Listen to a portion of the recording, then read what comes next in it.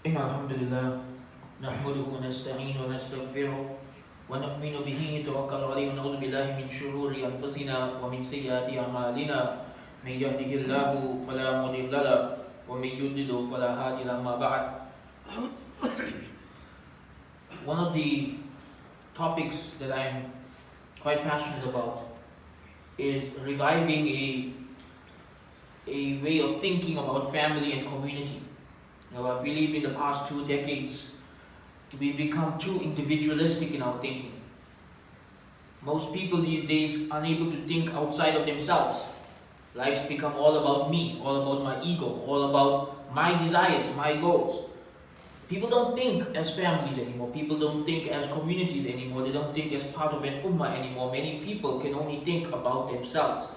And there are many topics that need to be discussed to fix this. Right? And I'm going to spend a few weeks discussing some of these topics, but today I'm going to do something a little bit different. I'm going to go through the biography of a very interesting scholar that you might not be aware of. And from his biography, I'm going to then go into some of his writings and teachings about family that may help you to think differently about family. You see, one of the problems we have today amongst the youth is that many of them don't want to get married. And when they weigh the benefits of being single against the benefits of being married, in their minds, so many of them, there's more benefits in being single. Right? Many young people think of marriage and family as a responsibility, as a burden, as something that's getting in the way of their dreams. And we need to fix this way of thinking. So today I want to share with you something I read recently that really reshaped the way I think about family. I've been reading through the writings of Shaykh Ismail Mustafa Sabri Effendi, rahimahullah.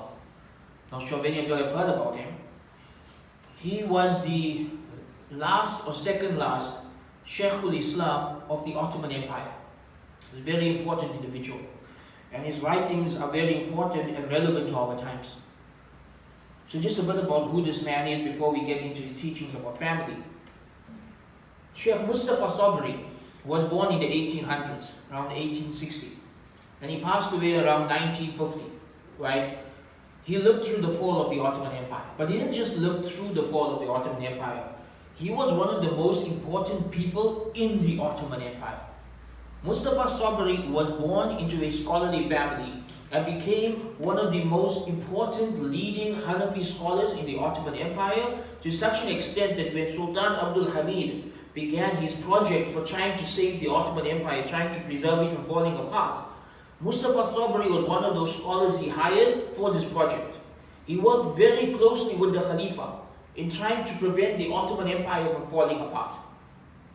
And in the year 1923, Mustafa Sabri was promoted to Shaykh al-Islam. Shaykh al-Islam is the highest position that a scholar can get in the Ottoman Empire. The Shaykh al-Islam is essentially the Grand Mufti and the Chief Qadi, the Chief Judge of the Ottoman Empire. The one person who has the most authority to interpret the Sharia. He was put into this position in 1923.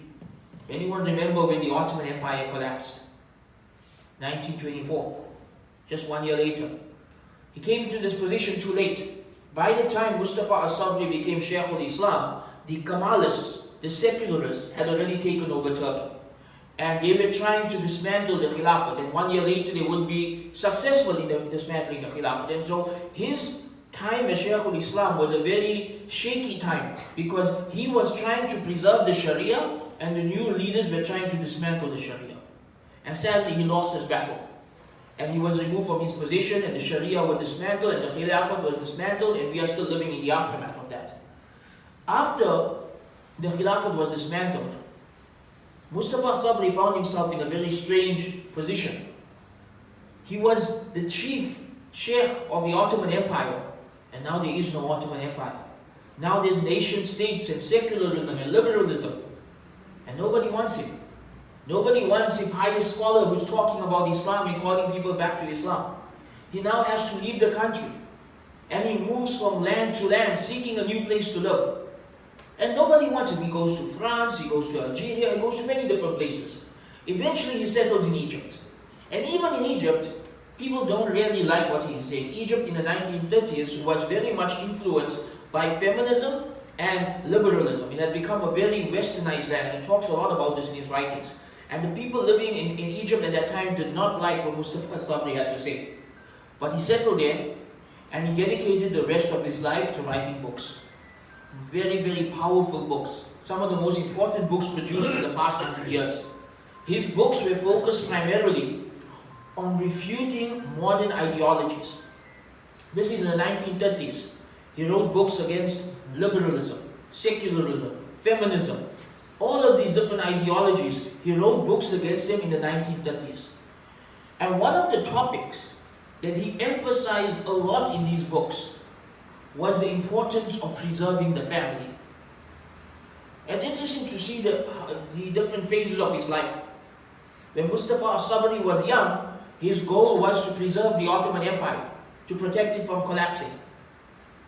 That failed after World War I and the Ottoman Empire collapsed. His goal after that was to try and revive the Khilafat. Like, okay, the Ottoman Empire collapsed, maybe we can have another Khilafat. But within a few years, he realized the Ummah is too divided, these nation states are going to be here for a while, we're not going to have a Khilafat anytime soon.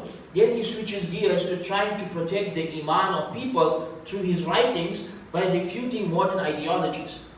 But what's interesting at this point is that a key focus of his in refuting modern ideologies is emphasizing the importance of family. Why? Why does he talk so much about family? This is something I found very interesting about his writings. At the time the Khilafat had just collapsed, people had fallen into secularism and liberalism and all of these other isms. Mustafa Sabri talks a lot about family. He talks a lot about the importance of preserving family, the importance of having a big family, having a strong family, having a righteous family. You see, one of the key points that stood out from his writings to me is he talks about families as power structures. This is very interesting. Many of us today don't think of families as power structures. We just think of families as, people we know. Somebody, you grow up with your siblings and then you go your own way. That's not how families were looked at historically. In Islam, power is decentralized. No one person has all the power. The Khalifa has a certain level of power, but there's limits to his power. Right? For example, the Khalifa cannot he cannot interpret the Sharia. It's the ulama who interpret the Sharia. So the Khalifa cannot interfere what the law is. The law comes from the ulama, not from the Khalifa. So there's limits to his power. So the Khalifa is one type of power. The ulama are a different type of power. The judges are a different type of power. But the head of the household is also a different type of power. In Islam, a family or a tribe is a unit of power. It's a power structure. And the head of the household or the tribal chief has actual power in the community. To such an extent that in the Hanafi madhab and specifically in the Ottoman Empire, the head of the household functioned as a mini Khalifa. Right? The level of power that a man has in his home under the Hanafi madhab is almost like a mini Khalifa. What does this mean? It means, for example, in the Ottoman Empire, if you were a man and you had your wives and your children and your grandchildren, and you had like a huge compound in which your whole family lived, how you run that compound is not the government's business. What rules you have for your family is not the government's business. As long as you are not oppressing anyone, as long as you are not harming anyone, how you run your house is your own business. That a man literally operated as a mini Khalifa with his family. And this meant if a person had a big family, if somebody had a large family, they would be very powerful. They would be very influential. So what's interesting is that Shaykh Mustafa Sabri, he noticed a couple of trends happening in the Muslim world that he found with interest in the 1930s. One of them, very interestingly, he talks often in his writings about a marriage crisis. He says young people can't find anyone to get married to. Right? He talks about the marriage crisis. People in the late 20s and early 30s can't find anyone to get married to. This is in the 1930s in Egypt. Very similar to what our community faces today. Right? A very similar situation. He talks about the marriage crisis. And he talks about the things that led to the marriage crisis. The rise of zina, people delaying marriage because of education. Very similar to what we are facing today. But another problem he talks about is how Muslims turned against polygamy. This is very interesting, right? So the way Mustafa Sabri approaches this topic is, he says that throughout the bulk of Muslim history, nobody had a problem with polygamy. It was a normal practice in the Muslim world. Colonization happens, the British force their values on the Muslims, and suddenly the Muslims now start looking at polygamy and polygamous families as a bad thing. So he argues in his writings, specifically in his Qawl al-Wara, his views on womanhood, he argues for the importance of polygamy. And he argues for it from a very interesting angle, about families being power structures.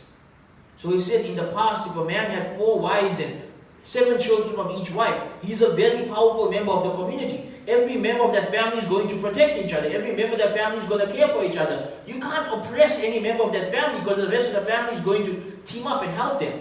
If a family is huge, you have more people there who are likely to protect you and help you against external forces. And he said that the reason why they tried to get rid of polygamy in the Muslim world was to make families smaller, to make families weaker. So now a man goes from having a large family to a smaller family. In our time, even smaller family. Our times, many people don't think of family as protection, they think of family as inconvenience. Right? And the important metaphor here, you say that the wolf goes after the lone sheep. He doesn't go after the sheep in the flock. And this is what's happening to the ummah today. People are going out alone. They say, I don't need family, I don't need community, I don't need anybody, I can take care of myself. That's when you're most vulnerable to shaitan. That's when you are most vulnerable to the elements of society. When you don't have people around you to keep you in check, to protect you. Not just to protect you from external forces, but from your own self, from your own nafs. And so this is a key teaching that Mustafa Sabri rahimahullah emphasizes over and over again in his writings for the rest of his life. That families are meant to protect each other. They are meant to be a sense of security.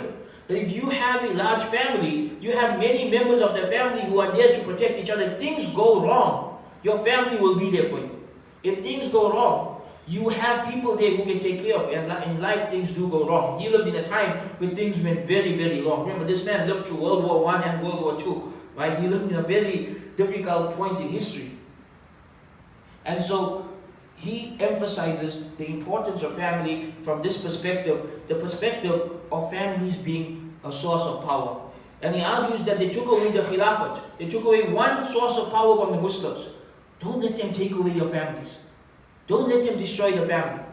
Because historically, the khilafat protected Muslims from outside elements. You lived in Darul Islam, you are protected from kufr. Now without a khilafat, especially for us living as minorities in non-Muslim lands, what protects you from the outside elements? What protects you from being influenced by kufr? Your family. If you have a strong, righteous family, with a strong head of the household and a strong heart of the household, where the mother and father are righteous and committed to the deen, and they teach you the religion, you are more likely to be protected from the kufr that is being bombarded at you through the media and through society. Families are powerful. So with the young people today, when they talk about families being an inconvenience, families getting in the way of their goals, I want you to now rethink this. I want you to weigh the pros and cons. Remember, anything you choose in life is costing you something else. That's how the world works. There's always a cost. Yes, if you choose family, it may cost you some of your personal dreams, some of your free time, some of your hobbies.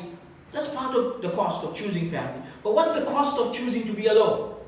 The cost of choosing to be alone is vulnerability. You become vulnerable to shaitan, to society, to the government. You don't have that extra layer of protection that you would have if you are part of a family. If you are committed to a family. If you and your family get along and you'll take care of each other and you'll love each other and you'll are there for each other. Weigh the pros and cons. Do you choose absolute freedom with the chance that if things go wrong, you are on your own? Or do you choose to be part of a family where, yes, there's responsibilities, there's limits in what you can do, but you have each other's backs. You are there for each other. And when things go wrong, you know your family are there to take care of you. And I think we start thinking like this again, perhaps young people once again see the importance of family. See the importance of being part of something bigger. We are not meant to be individuals. Right? There's a hadith that applies to community. I want you to take that hadith and apply it to family as well. The Prophet ﷺ said, the person who mixes with people and bears their harm is better than the one who is alone. It is better to mix with people and bear their harm than to be alone. Why? Because when you are alone, yes, people can't harm you, people can't fight with you, people can't argue with you, but you are vulnerable. Something happens to you, there's no one to help you. When you are part of a people, whether it's a community or a family, yes, you will get on each other's nerves. Yes, you will have differences of opinion. Yes, you may clash with each other, things may get heated. But you'll have each other's backs.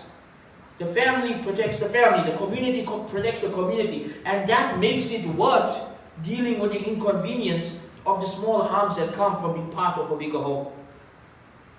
So let us go back to thinking about families as a source of protection from the harmful elements of the outside world. Let us go back to thinking of families as a source of power that gives us actual influence in our communities.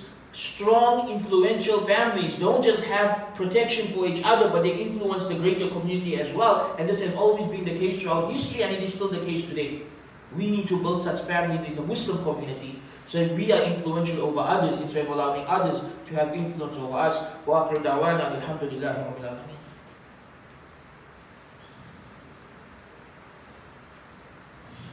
الحمد لله وحده والصلاة والسلام على من لا نبي بعد أما بعد فإن أصدق الحديث كتاب الله وخير هدي محمد صلى الله عليه وسلم وشر الأمور محدثاتها وكل محدثة بدعة وكل بدعة ضلالة وكل ضلالة في النار. Nowadays, the young people are bombarded with many wrong messages about family, especially through social media. Seems like there's a lot of individualism being pushed on social media, telling people you don't need a man, you don't need a woman, men are evil, women are evil.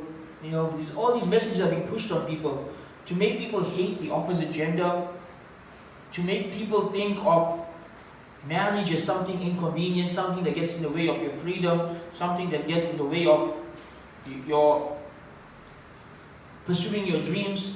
And we need to take these topics one by one and dismantle them. So let's start with one, right? One of the ideas that is being pushed on young Muslim women today, and really on women all over the world today, is the idea that men are inherently evil. Right? This is an idea that's been pushed a lot online. That men are evil, men are trash, men are dangerous, you can't trust men. It's this idea that men are just bad. And because of this, a lot of women choose not to get married, they end up having bad relationships with their own fathers, they don't want to have sons, they just see men as a dangerous and evil thing. Understand that this concept is foreign to our religion. It's not just foreign to our religion, but if a woman believes this, it is dangerous to her iman. Why? Because if she thinks all men are evil, what would be her conclusion about the prophets of Allah, who were men?